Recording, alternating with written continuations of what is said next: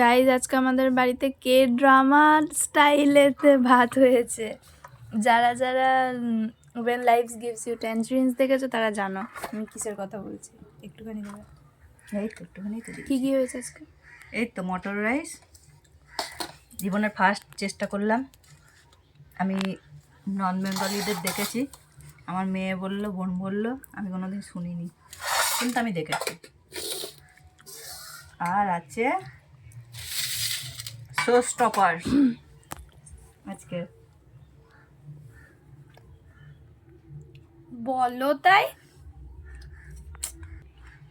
কষা কষা, লাল লাল, ঝাল ঝাল মটন।